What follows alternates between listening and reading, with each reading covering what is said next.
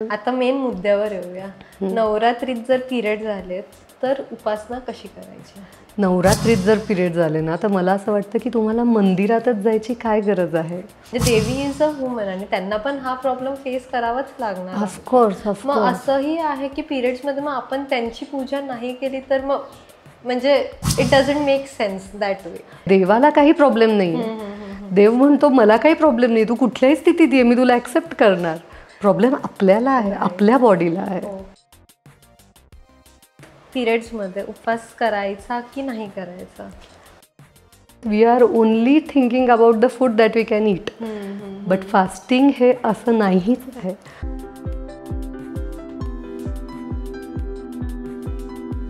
Hello and welcome back to Digidog. सर्वात पहिल्यांदा तुम्हा सर्वांना नवरात्रीच्या हार्दिक शुभेच्छा. नवरात्री म्हणजे स्त्री शक्तीचा जागर. पण तुम्ही एक गोष्ट नोटीस केली आहे का? आपण एकीकडे वुमेन पॉवर सेलिब्रेट करतो, पण दुसरीकडे प्रत्येक महिलेच्या मनामध्ये हा प्रश्न कुठे ना कुठे असतो की जर नवरात्री किंवा दुसऱ्या कुठल्याही सणामध्ये पिरियड झाले तर नेमकं तेव्हा करायचं काय? देवाची पूजा करायची की नाही करायची आणि उपासना कशी करायची? या मागचं तुम्हाला खरं रिझन माहिती आहे का? एकीकडे आपण स्त्री शक्तीचा जागर करतो, पण दुसरीकडे पिरियड सारख्या नॅचरल गोष्टीला आपण अपवित्र का म्हणतो? याच सगळ्या विषयावरती चर्चा करायला आज आपल्यासोबत आहेत doctor Prajakta Shah. She is an ayurvedic consultant and director at doctor Prajakta Shah Ayurveda clinic, Vimannagar, Pune. चला तर मग सुरुवात करू. Hello ma'am, thank you for joining us today आणि नवरात्रीच्या खूप खूप शुभेच्छा. Thank you so much Ayesha for inviting me, आणि तुला आणि सर्वच प्रेक्षकांना नवरात्रीच्या हार्दिक शुभेच्छा. तर आपण सुरुवात ह्याच प्रश्नाने करूया. जसं आता नवरात्री आहे तर मग या नवरात्रीमध्ये अनेक बायकांना पिरियडचा हा प्रॉब्लेम येतोच येतो. तर मग पिरियड्समध्ये नवरात्रीचे किंवा देवीची पूजा करणं कितपत योग्य आहे? आणि आजकाल हे फॉलो केलं जातं की पूजेपासून एका स्त्रीला लांब केलं जातं when she is on her periods. तर हे कितपत सत्य आहे? ॲक्च्युली जेव्हा आपण पिरियड्स आणि देवाविषयी, मंदिराविषयी जे काय आपण थिंक करतो तेव्हा बेसिकली आपल्याला आधी हे माहीत पाहिजे की पिरियड्स म्हणजे काय. आजकाल लोकांना फक्त एवढंच माहीत आहे की जेव्हा एक फिमेल ब्लीड करते दॅट मीन्स पिरियड्स. बट असं नाही आहे. अकॉर्डिंग टू आयुर्वेदा त्याला म्हणतात रजस्वला. स्त्री रजस्वला असते. म्हणजे काय की आपल्या बॉडीतनं जर आपण प्रेग्नंट नाही राहिलो, सपोज ओव्हमला स्पर्म नाही मिळाला, तर जे काही एंडोमेट्रियल लायनिंग्स बनलेत, जे काही तिथं ब्लड सप्लाय, तो सगळा डाऊनवर्ड फ्लो होऊन एलिमिनेट होतो बॉडीतनं. तो एलिमिनेट का होतो की पुढची प्रेग्नन्सी परत चांगली राहावी, पुढच्या प्रेग्नन्सीसाठी एक चांगली तयारी व्हावी शरीराची, म्हणून ते एलिमिनेट होतं. आता जेव्हा एलिमिनेशन होत असतं तेव्हा आपल्या शरीरात वात हा खूप वाढलेला असतो. सो बेसिकली आपल्याला हे समजून घ्यायला लागेल की शरीरात 5 प्रकारचे वात आहेत. सो एक आहे वायू, बेसिकली आपण म्हणू वायू. सो एक आहे प्राणवायू, उदानवायू, व्यान, समान, अपान. सो जेव्हा आपण बोलतो प्राणवायूविषयी तर आपण एक बेसिक भाषेत समजू की एनर्जी. सो प्राणवायू, what do you mean by प्राणवायू? की to take energy inside. What is उदान वायू? To take energy upwards. आणि व्हॉट इज अपान वायू? की energy flows downwards to eliminate the toxins. So जेव्हा आपण पिरियड्समध्ये असतो तेव्हा आपला अपान वायू ॲक्टिवेट असतो. सो अपान वायू जेव्हा ॲक्टिवेट असतो त्यावेळेस आपली बॉडीमधनं एलिमिनेशनची प्रोसेस होत असते. आणि आता आपण हा टॉपिक घेऊ मंदिराकडे, की पूजेला जायला नाही म्हटलं जातं, पूजा करू नका म्हटलं जातं. कारण जेव्हा तुम्ही मंदिरात जाता तेव्हा मंदिरात खूप एक पॉझिटिव्ह एनर्जी असते, तिथले व्हायब्रेशन्स खूप स्ट्रॉंग असतात आणि मंदिरामध्ये आपला उदान वायू हा ॲक्टिवेट होतो. जेव्हा तुम्ही मंदिरात जाता तेव्हा एनर्जी फ्लोज अपवर्ड्स. तर मग जेव्हा एनर्जी अपवर्ड फ्लो होते आणि तुम्ही मेन्स्ट्रुएटिंग वुमनमध्ये एनर्जी डाऊनवर्ड आहे, जेव्हा तुम्ही ह्या दोघा एनर्जीजला कंबाईन करता की उदान वायू आणि अपान वायू दोघांना जर एकत्र आणून ॲक्टिवेट कराल तर ते तुमच्या बॉडीमध्ये इम्बॅलन्स क्रिएट करेल. So basic it was a common sense की 2 डिफरंट एनर्जीज एकत्र आणलं तर इट क्रिएट इम्बॅलन्स. इथं पाप पुण्य कुठून आलं we don't know, but it was just to protect a female body. की जर 2 एनर्जीज एकत्र येतील तर तिला त्रास होईल, तिच्या शरीराला त्रास होईल. म्हणून ही कन्सेप्ट होती की मंदिरात जाऊ नका. त्याच्या मागे प्युअर इम्प्युअर, पवित्र अपवित्र असं ॲज सच काहीही नव्हतं. माय गॉड. आता जसं तुम्ही म्हणतात पवित्र अपवित्र, हा कॉन्सेप्ट का आला असेल म्हणजे आजच्या जगात? ॲक्च्युली असा कधी कॉन्सेप्ट नव्हता. म्हणजे सुश्रुत संहिता, आता सुश्रुत म्हटलं जातं की he is father of surgery. Charak Samhita म्हटलं जातं he is father of medicine. आणि इंडियाच नाही तर ऑल ओव्हर वर्ल्ड सुश्रुत संहिताला एक्सेप्ट केलेलं आहे की सुश्रुतांनी जे लिहिलंय, जे सांगितलंय ते अगदी परफेक्ट आहे. आणि सुश्रुत संहितेमध्ये आपल्याला बघायला मिळतं रजस्वला परिचर्या. रजस्वला म्हणजे मेन्स्ट्रुएटिंग वुमन आणि परिचर्या म्हणजे लाईफस्टाईल. सो एक मेन्स्ट्रुएटिंग वुमनची लाईफस्टाईल कशी पाहिजे हे सुश्रुतांनी सांगितलंय. आणि खरं सांगू का तर आयुर्वेदामध्ये आणि इंडियामध्ये फिमेल्सना खूप खूप खूप खूप उच्च दर्जा दिला आहे. म्हणजे आपण जे शक्तीची गोष्ट करतो, देवीविषयी जे बोलतो, सो फिमेल्सना खरंच देवी मानलं जायचं, एक शक्ती मानली जायची, जननी आहे फिमेल. सो तिला एक खूप उच्च स्थान होतं. म्हणून आपले जे पूर्वज होते, जे सुश्रुत होतं, चरक संहिता आहे, त्यात रजस्वला परिचर्याचा उल्लेख आहे. तर त्याच्यात त्यांनी काय सांगितलं आहे की फिमेल्सनी त्या 3 डेजमध्ये त्यांचा अपानवायू ॲक्टिवेट असतो, कंटिन्युअसली ब्लड फ्लो होत असतो, त्यावेळेस त्यांनी आराम करावं. It was to pamper yourself, की तुम्ही स्वतःला पॅम्पर करा. तुम्ही आराम 3 दिवस बसा, तुम्हाला जेवण दिलं जाईल, काय पाहिजे ते खायला मिळेल, प्यायला मिळेल. तुम्ही तुमचे हॉबीज करा. तुम्हाला सिंगिंग आवडतं आहे, तुम्हाला पेंटिंग आवडतं आहे, तर तुम्ही तुमचे हॉबीज करा. आधीच्या काळी फिमेल्सना कधीच असा टाईम नाही मिळायचा, कारण इट वॉज जॉईंट फॅमिली. ते बिझी असायचे त्यांच्या डे टू डे ॲक्टिव्हिटीजमध्ये. आणि ह्या ॲक्टिव्हिटीजमधनं त्यांना ब्रेक मिळायचा जेव्हा हे 3 दिवस यायचे. तर ह्याच्यात दोन्ही गोष्टी व्हायच्या की एक तर की तुमच्या बॉडीला तुम्ही वेळ देताय टू रिगेन युअर एनर्जी, कारण पिरियड्समध्ये एनर्जी फ्लो हा प्रचंड असतो. आणि त्या एनर्जी फ्लोला रिगेन करण्यासाठी, रिस्टोर करण्यासाठी तुम्हाला 3 दिवस आराम मिळायचा. त्याच्यात हे कन्सेप्ट नव्हती की तिला हात लावू नका, तू कुठेही स्पर्श करू नको, तू अपवित्र आहेस, अशुद्ध आहेस. अशुद्ध, अपवित्र असे वाक्य ग्रंथात किंवा स्पिरिच्युअल कुठल्याही बुक्समध्ये कुठंही असा उल्लेख नाही की इट इज इम्प्युअर ऑर अपवित्र, अशुद्ध असे प्रयोग नाही आहेत. तो बेसिकली सुश्रुतांनी काय सांगितलेलं की त्या फिमेलनी 3 दिवस आराम करावा.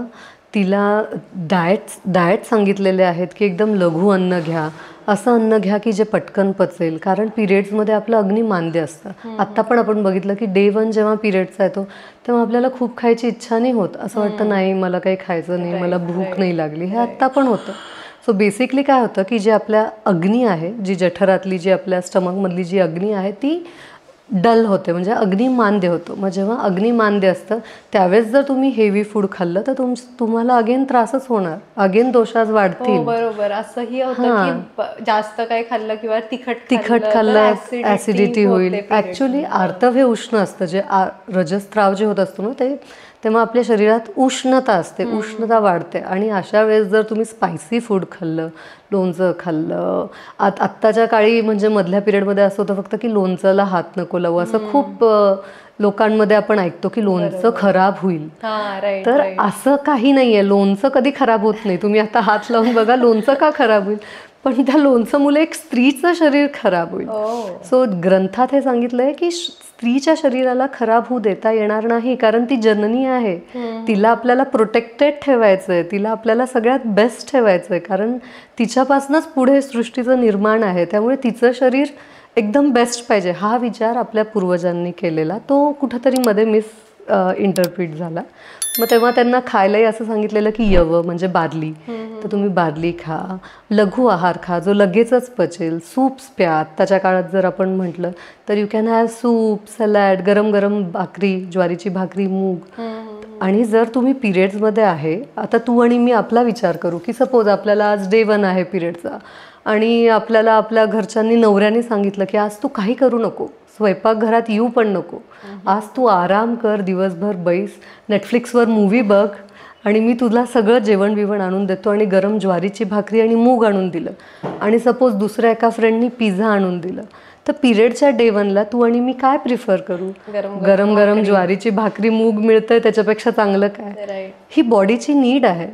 सो बेसिकली ही हे होतं रजस्वला परिचर्या, बट ते कुठंतरी इंटरप्रिट झालं आहे आणि ते शुद्ध अशुद्ध प्युअर इम्प्युअरमध्ये आले. But it was not at all like that. It was only to restore our energy, to regain our energy for the further pregnancy. So this was the main concept. आजही प्रथा अनेक घरामध्ये चालू आहे की एखाद्या स्त्रीला जेव्हा पिरियड्स येतात तेव्हा तिला साईडला बसवलं जातं, तिचं ताट वेगळं असतं, तिचं जेवण साईडला दिलेलं असतं, तिने ताट धुवायचं. म्हणजे हे खूप कॉमन गोष्टी आहेत ज्या आज सुद्धा फॉलो होतात. तर हे आज पण फॉलो केलं पाहिजे की नाही केलं पाहिजे? नाही, ॲक्च्युली जे आहे ना, आता जसं तू म्हटली ताट वेगळं, हे मी पण बऱ्याच घरांमध्ये बघितलं. इवन नळाला हात लावू देत नव्हते की नळाला किचन. ॲक्च्युली हे असं कुठल्याही ग्रंथात लिहिलेलं नाही. आपण काय म्हणतो की जे सुश्रुतांनी सांगितलंय, चरकांनी सांगितलंय, जे ग्रंथात आहे ते फॉलो करा. तर असं कुठंही उल्लेख नाही आहे की ह्याला हात लावू नका, त्याला हात लावू नका. हे पुढे खूप होत गेलं. ॲक्च्युली बेसिक कन्सेप्ट हाच होता की 3 दिवस कंप्लीट आराम कर, स्वयंपाकघरात येऊ नको, कारण मेजर काम स्वयंपाकघरात असायचे. जर आपण पूर्वीचा काळ बघितला तर पूर्वीच्या काळात 2 काम मेजर होते, एक स्वयंपाकघर आणि दुसरं मंदिर. कारण मंदिरातही जे काही आधीच्या काळी जे काही रिच्युअल्स केले जायचे मंदिरात, घरात, ते सगळे खूप होते. तर मंदिरा रिलेटेड काम एका फिमेलला खूप असायचे आणि किचन रिलेटेड. मग त्यापासनं तिला आराम मिळायला पाहिजे म्हणून 2 गोष्टी तर सांगितल्याच पाहिजे की तू किचनमध्ये जाऊ नको, कारण 24 आवर्स एक फिमेल किचनमध्येच असायची. सो बेसिकली तिला आराम द्यायचं तर फर्स्ट थिंग हे सांगितलं पाहिजे की तू किचनमध्ये एंट्री करू नको. बट आजकालच्या काळात तुम्ही म्हणजे सिंगल लोक राहता, आता जॉईंट फॅमिली राहिली नाही आहे, तर तुम्ही काम नाही करणार तर कोण करणार? सो बेसिकली हे, आणि नळाला हात लावू नको, ह्याला हात लावू नको, इथं बसू नको, ही कन्सेप्ट कुठंच नाही आहे. म्हणजे ना कुठल्या ग्रंथात आहे ना कोणी सांगितली आहे, हे मध्येच लोकांनी केलेली आहे. बट एक होतं की जे तू म्हटली बाजूला बस, वेगळ्या ह्याच्यावर झोप, गादीवर झोपू नको, असं पण आधीच्या काळी म्हटलं जायचं. तर आधीच्या काळी कसं होतं की गादीवर झोपू नकोस, पण कशावर झोप हे कोणी नाही सांगितलं, हा ना. तर आज सुश्रुतांनी काय सांगितलंय की पिरियड्सच्या वेळेस एका स्त्रीनी दर्भ जे असतं, दर्भ म्हणजे एक प्रकारची ग्रास आहे, आणि कुशा ही पण एक प्रकारची ग्रास आहे. सो दर्भ आणि कुशा ह्यांनी बनवलेली एक मॅट असायची. सो त्या गवतांनी एक मॅट बनवायचे आणि त्याच्यावर फिमेलला झोपायला सांगायचे.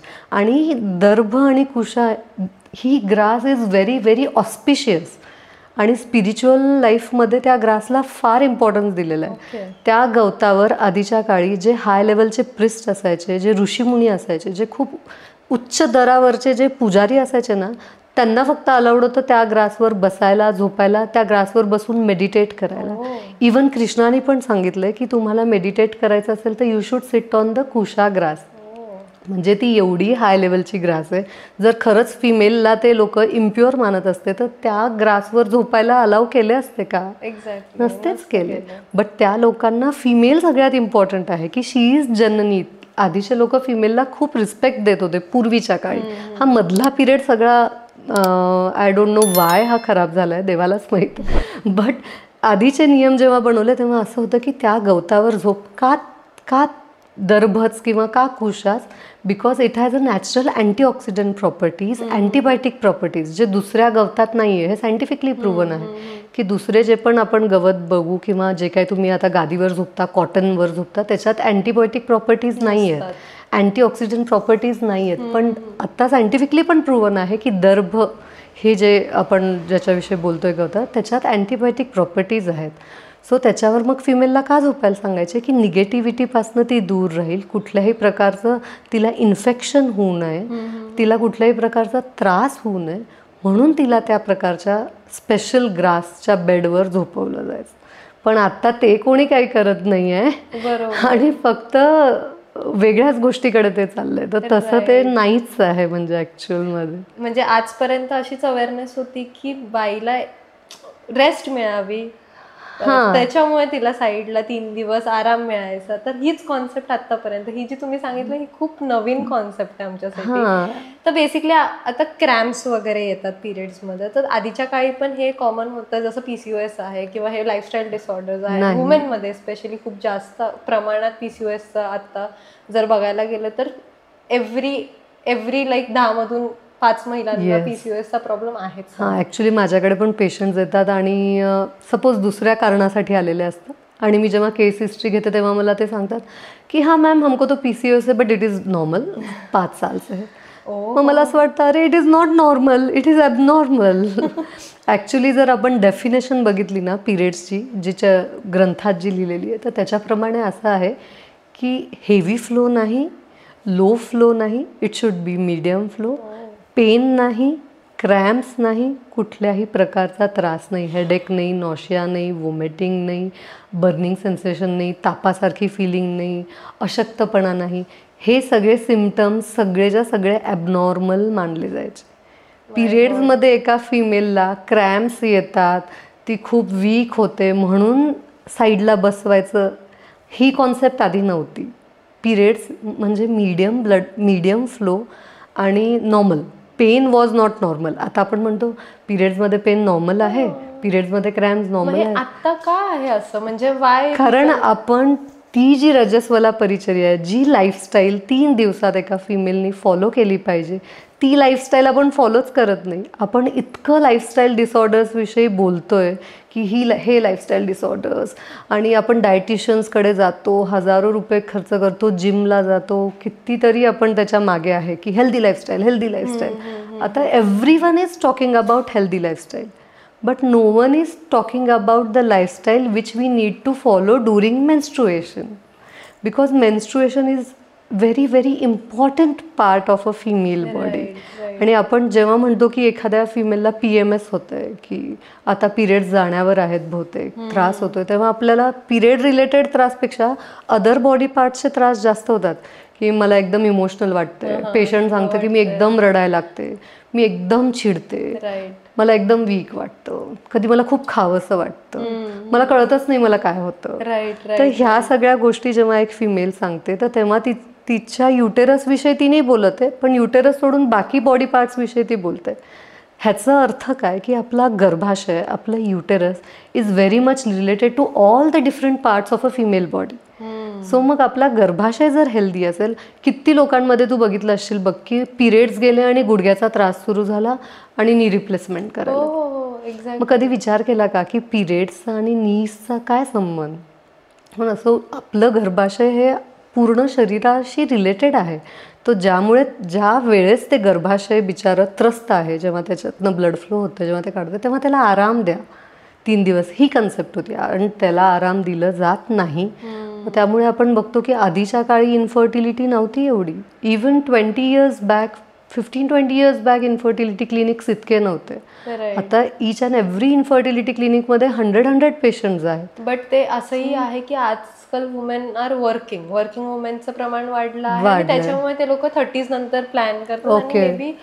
नाही, पण आधी तर प्रेग्नन्सी 40-45 मध्ये पण इझिली होत होती. 30s तर नॉर्मल आहे, बट 40-45 मध्ये सुद्धा फर्टाईल होती फिमेल. आधी मेनोपॉज 60s मध्ये जायचं. आता आपण म्हणतो 45ला गेलं तरी आपण म्हणतो हा ठीक आहे नॉर्मल. अरे इट इज नॉट नॉर्मल.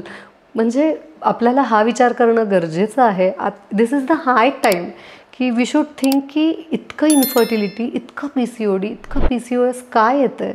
कारण आपण फिमेलला इम्पॉर्टन्सच देत नाही आणि फिमेलला इम्पॉर्टन्स देणं सोडलं आहे. We are only into this की देवाचं करायचं आहे का, मंदिरात जायचं आहे का नाही जायचं.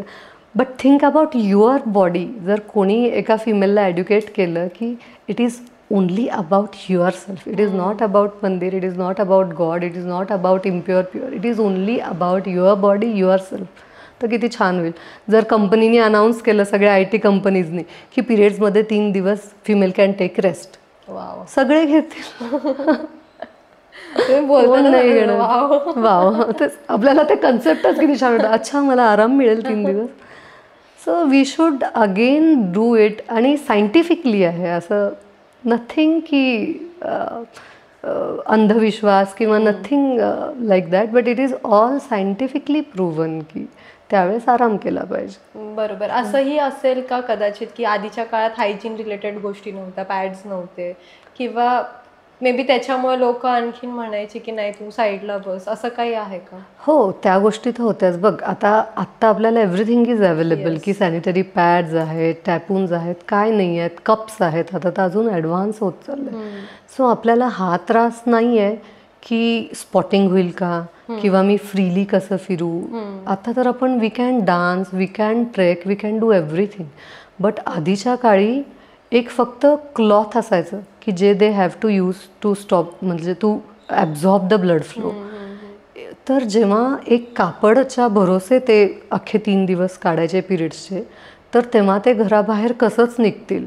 कंटिन्युअसली ही भीती राहील की मला ब्लड फ्लो होईल का, कुठं स्पॉटिंग होईल का, लिकेज होईल का, हे सगळ्या गोष्टी होत्या. आत्ता आपण त्याच्यातनं एकदम फ्री आहे.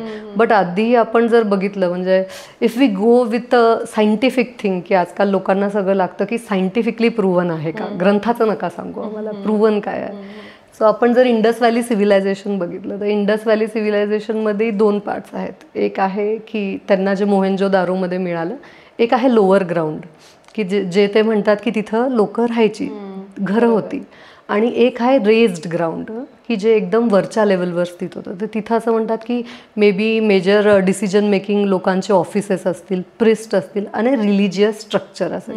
So basically temples were built on a higher platform.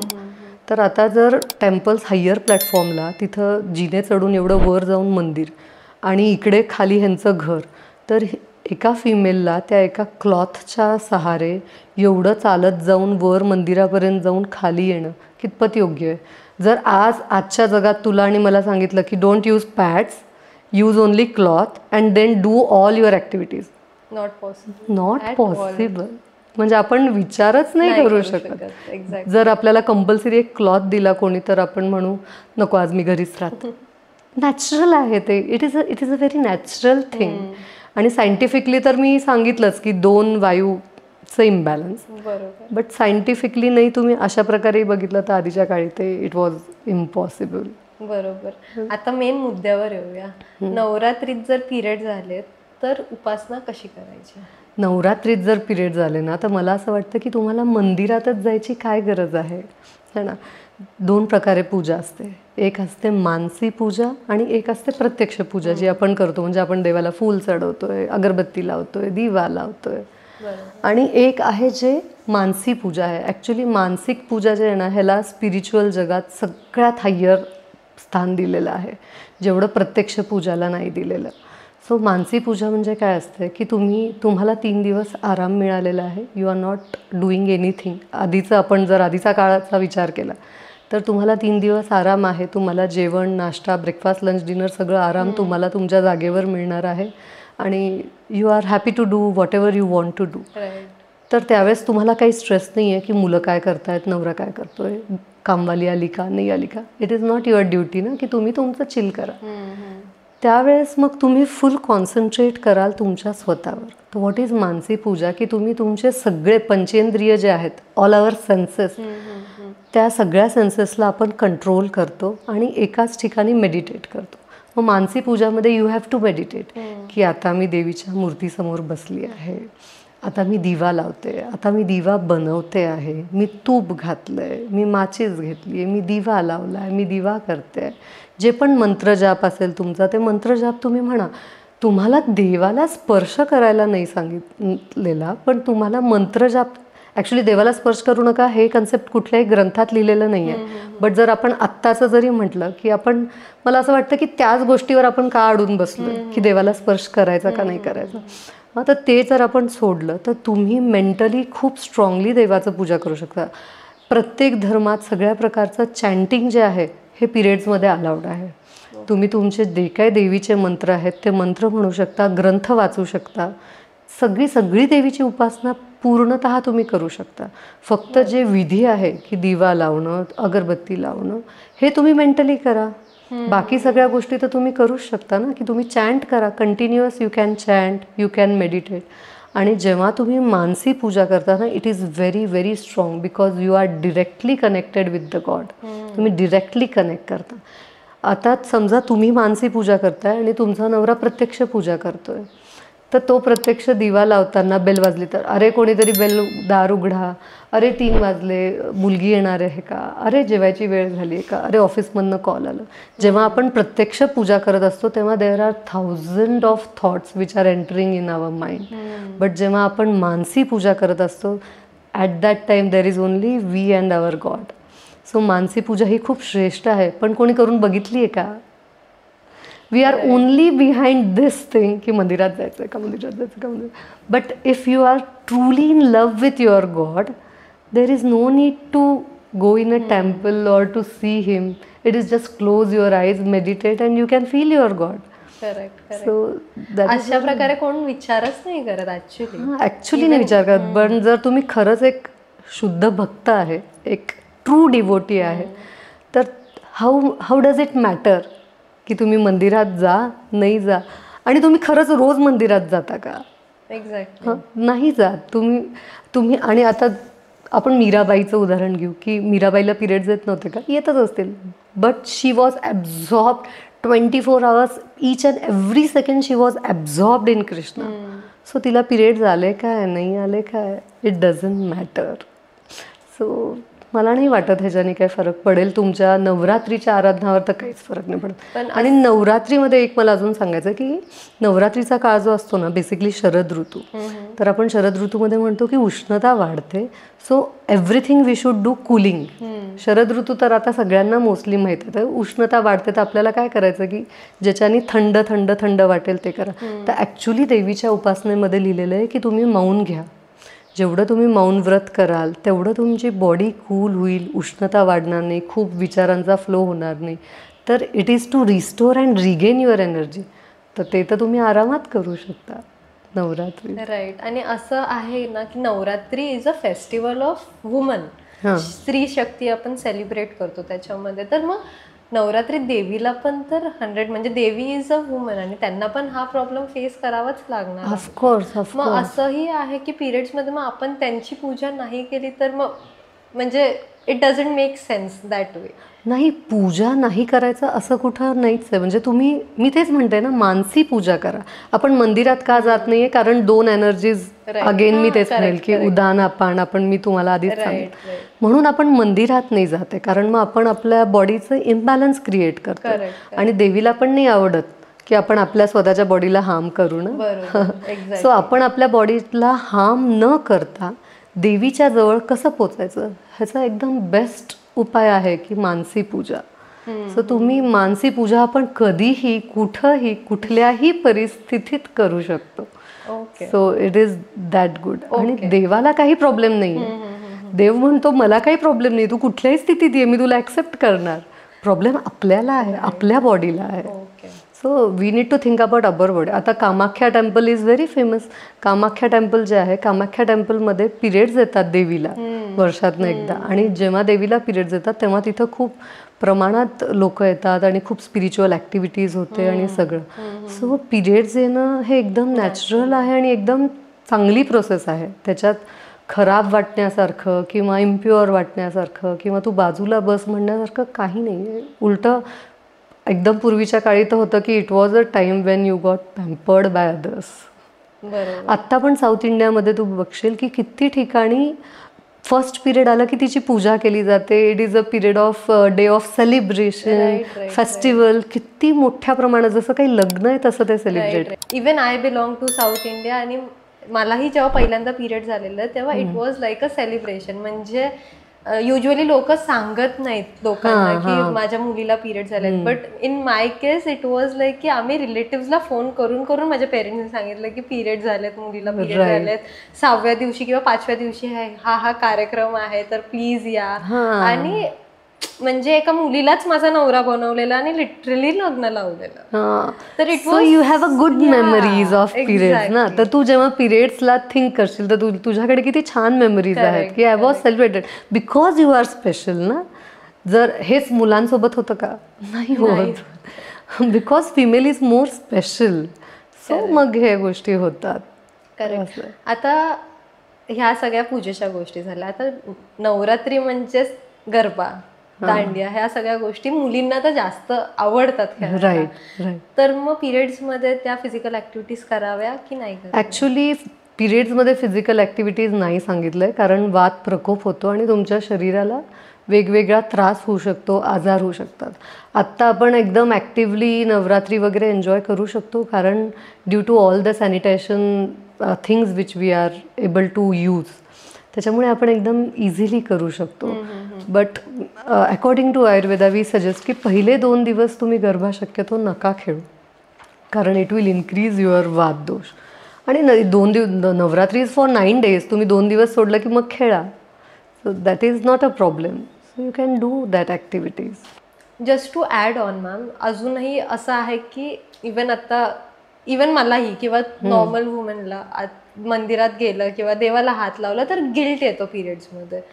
तर तो गिल्ट खरंच यायला पाहिजे का इवन टुडे? नाही, गिल्ट तर काही यायला नाही पाहिजे. सो एक स्टोरी आहे ह्या रिलेटेडच, to break all these taboos related to temple and all. So Ranganath म्हणून साऊथ इंडियामध्ये एक टेम्पल आहे रंगनाथ स्वामींचं. सो एकदा काय झालं की त्या एरियामध्ये एक फिमेल राहत होती. खूप ओल्ड स्टोरी आहे. तर एक ग्रुप ऑफ साधूज, खूप हाय लेवलचे प्रिस्ट होते साधू, आणि ते साधू लोक आधी कसं करायचे की ते एक ग्रुपनी ट्रॅव्हल करायचे आणि रात्री ते कुठंतरी एक घर बघून घराच्या अंगणात थांबायचे. तिथं ते स्वतःच सगळं स्वयंपाक वगैरे बनवायचे, खायचे, 1 दिवस 2 दिवस रेस्ट करायचे आणि मग पुढच्या प्रवासाला ते जायचे. सो असंच एक ग्रुप ऑफ साधू एका घराच्या अंगणात येतं आणि त्यांचं सगळं सेटअप करतं आणि ते तिथं बसतात. तर त्या घरात एक फिमेल राहत असते. तर ती फिमेल बघते की अरे माझ्या अंगणात सगळे साधू आलेत, आणि शी फील व्हेरी हॅपी, शी फील व्हेरी ब्लेस्ड की अरे वा, मला ही अपॉर्च्युनिटी मिळाली टू सर्व देम. सो ती त्यांना जाऊन विचारते की माझं काही हेल्प घ्या तुम्ही प्लीज, मला तुम्हाला हेल्प करायचं आहे, I will be happy to serve you. मग ते म्हणतात ओके फाईन. आणि मग त्यांना जे काय लागत असतं, थोडं राईस पाहिजे, सॉल्ट, पेपर, जे काय त्यावेळेस लागत असेल त्यांना स्वयंपाक बनवायला, ते सगळी सामग्री ती तिच्या घरून पुरवायची. आणि आधीच्या काळी असं होतं की जेव्हा साधू संत जायचे राहून, तेव्हा आपण त्यांना दक्षिणा द्यायची, अशी आधी पद्धत होती. मग ती आतनं बरंच सोनं नाणं असं सगळं परातात घेऊन येते आणि म्हणते की मला तुम्हाला हे दक्षिणा द्यायची. आणि आधीच्या काळी हे पण होतं की साधू लोक विचारायचे की सोर्स ऑफ इन्कम काय आहे, की हे धन जे तुम्ही आम्हाला देताय हे कुठून आलं. आता नाही विचारलं जात, कारण आधी असं होतं की ब्लॅक मनी किती कोण कसं पद्धतीने चोरून तर नाही आणलेलं किंवा तो. तर ती खूप टेन्शनमध्ये येते सांगायला, तर ती काही बोलत नाही. मग ते 2-3दा विचारतात काय झालं सांग, की हे धन कुठून आलं. तर ती म्हणते की मला खूप वाईट वाटतंय तुम्हाला सांगायला, पण मी एक नगरवेश्या आहे. आणि नगरवेश्या म्हणजे आधीच्या काळी की जी दरबारमध्ये जाऊन सिंगिंग, म्युझिक सगळं करायची आणि लोकांचं एंटरटेन करायची आणि तिला पैसे मिळायचे आणि तिला गावाबाहेर राहायला लागायचं. सो त्याला म्हणायचे आधीच्या काळी की नगरवेश्या. तर ती म्हणते की मी असं असं करून मला हे पैसे आहेत माझे. मग ते म्हणतात, मग ते खूप उच्च लेवलचे प्रिस्ट असतात साधू. मग एक साधूचं काय काम असतं की काही करून जीवाचं कल्याण करायचं. मग ते विचार करतात बरं ठीक आहे आता काय करूया. मग ते म्हणतात तू एक काम कर की तुला हे सोडायचं आहे का, ही सगळी तुझी फील्ड, आणि तुला ह्या सगळ्यापासून मुक्ती हवी आहे का. तर ती म्हणते हो मी खूप ट्राय करते, पण मला कोणी एक्सेप्ट नाही करणार. आधीच्या काळी असं होतं की अरे नगरवेश्या आहे तर तिने आत नाही यायचं, कोणाशी बोलायचं नाही, मंदिरात तर प्रश्नच नाही, म्हणजे तिला चांगल्या ठिकाणी चांगल्या स्थानी बोलवलं पण जात नव्हतं.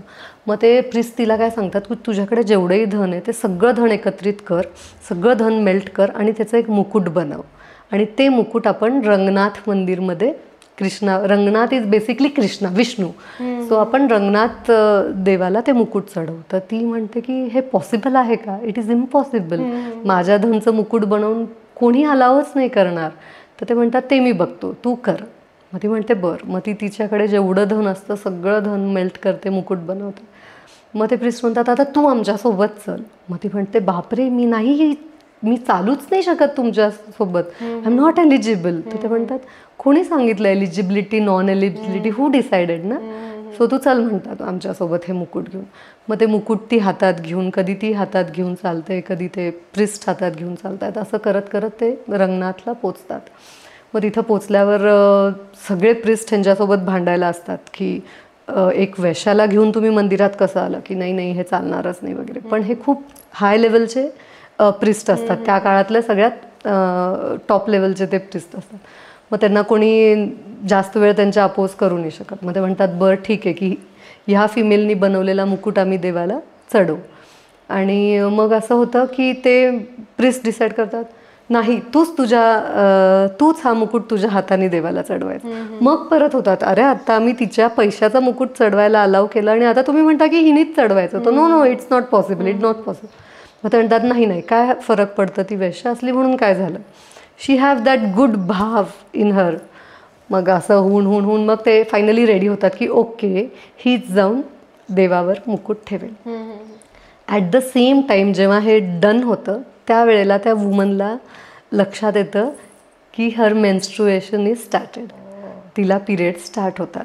मग ती शी फेल्ट सो बॅड, शी स्टार्टेड क्राईंग की मी किती पापी आहे, की मी किती पाप केलं आहे, की मला इतकं सगळं करून ह्या प्रिस्टमुळे मला हे चान्स मिळालं की मी हा मुकुट मूर्तीवर चढवेल आणि माझे पिरियड झाले. मग ते येतात पुजारी आणि म्हणतात चल. तर ते म्हणतात तुम्ही मला हातही लावू नका असं तसं. म्हणतात काय झालं. मग ती म्हणते की नाही मी अपवित्र अवस्थेत आहे. मग ते म्हणतात की बापरे काय हिचं नशीब, मी इथपर्यंत घेऊन आलो, एवढं सगळं केलं आणि असं झालं. मग जे बाकीचे सगळे लोक असतात ते म्हणतात बघा देवानीच हे तिला पिरियड जाणवले, आम्ही म्हणत होतो की वेश्याला मंदिरमध्ये अलाव नका करू आणि बघा देवानीच पिरियड आणले तिचे.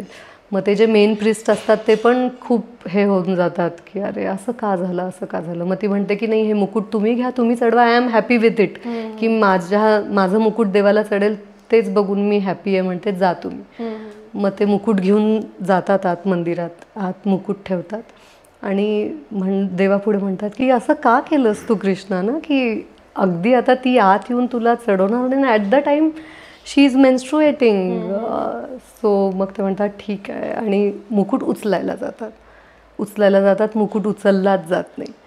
खूप प्रयत्न करतात. ते म्हणतात मुकुट मी घेऊन आलो, इतक्या दुसऱ्या गावाहून आत्तापर्यंत आम्ही मुकुट उचलून आणलं, बाहेरनं आत आणलं आणि आता मुकुट उचललाच जात नाही. सगळे दुसरे तिसरे प्रिस्ट येतात, खूप लोक येतात, सगळेजण ट्राय करतात मुकुट उचलायचा, काहीही केल्या मुकुट 1 इंच पण हलत नाही. तर ते म्हणतात हे असं काय आहे की मुकुट का हलत नाही. मग ते जे मेन प्रिस्ट असतात ते म्हणतात सगळे बाहेर जावा, मी एकांतमध्ये मेडिटेट करतो की काय झालं आहे. आणि मग ते डोअर्स बंद करतात आणि मग कृष्णाला विचारतात काय झालं आहे. तर ते म्हणतात की मी मुकुट तिच्याच हाताने घालणार. तर देव म्हणतात, ते प्रिस्ट म्हणतात की खरंच. ते म्हणतात हो तिचा भाव आहे, तिची भक्ती आहे आणि पिरियड्स अ नॅचरल प्रोसेस आहे, तर मी तिच्याच हाताने हा मुकुट घालणार. मग ते बाहेर येतात आणि सगळ्यांना सांगतात की असं असं देवाने सांगितलं आहे. पण कोण बिलीव्ह नाही करत, म्हणतात नाही मंदिर अपवित्र होऊन जाईल, अशुद्ध होईल मंदिर, इट इज नॉट शुद्ध, अशुद्ध आहे. पण ते प्रिस्ट कोणाचंच ऐकत नाहीत. ते तिला घेतात, हात पकडून आत घेऊन जातात आणि म्हणतात तूच मुकुट घालायचं. तर ती म्हणते नाही. तर ती म्हणते नाही तू कर, मला देवाने सांगितलं आहे, you have to do it.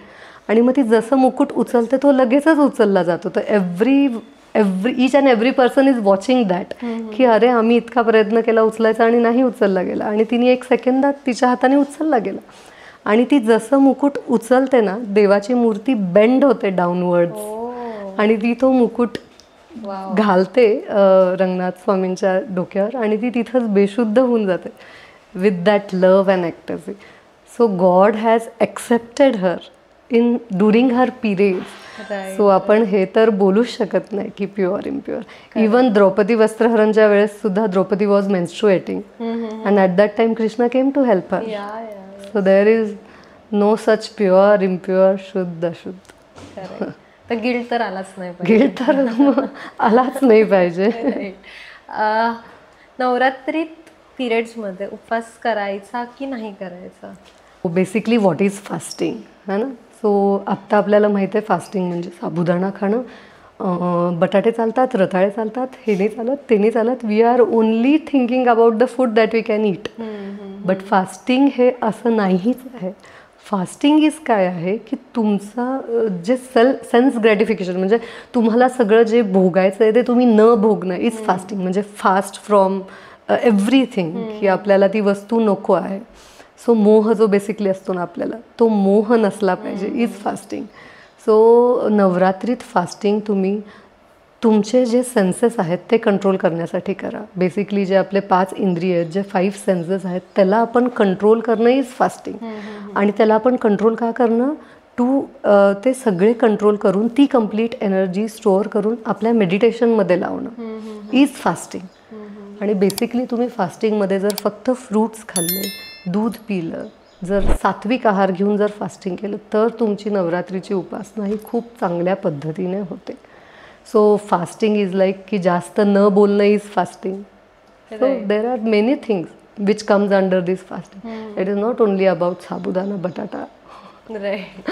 So ma'am, final नोटवरती आजच्या काळात जर पिरियड्स येतात आहेत तर त्या पिरियड्समध्ये महिलांनी काळजी कशी घ्यावी स्वतःची? सो बेसिकली आजच्या आपल्या टॉपिकचं हे फायनल नोट आहे की periods is not about God, it is about a female, it is about us. And restrictions are made not for God. They are not restriction. They are practice by which we should stay healthy.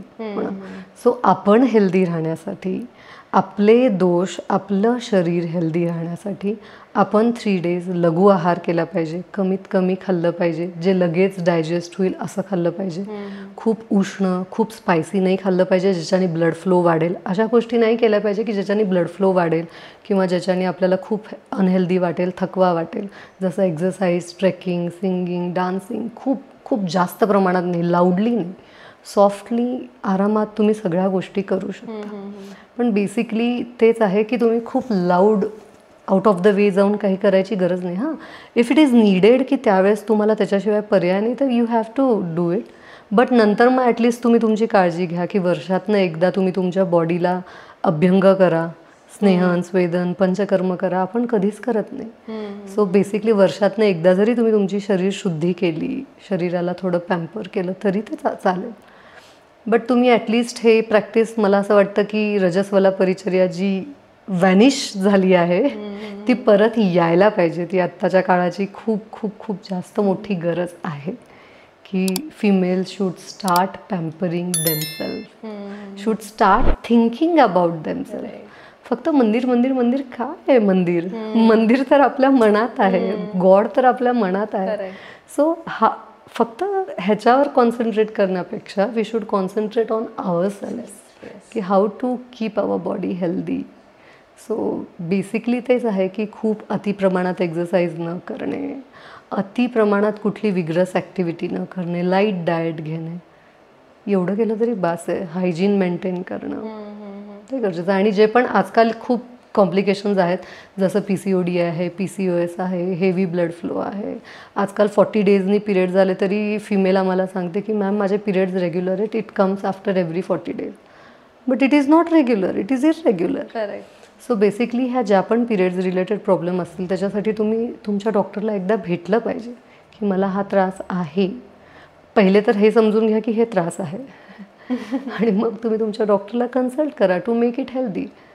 So female body is completely dependent on and completely follows around the uterus, healthy breast.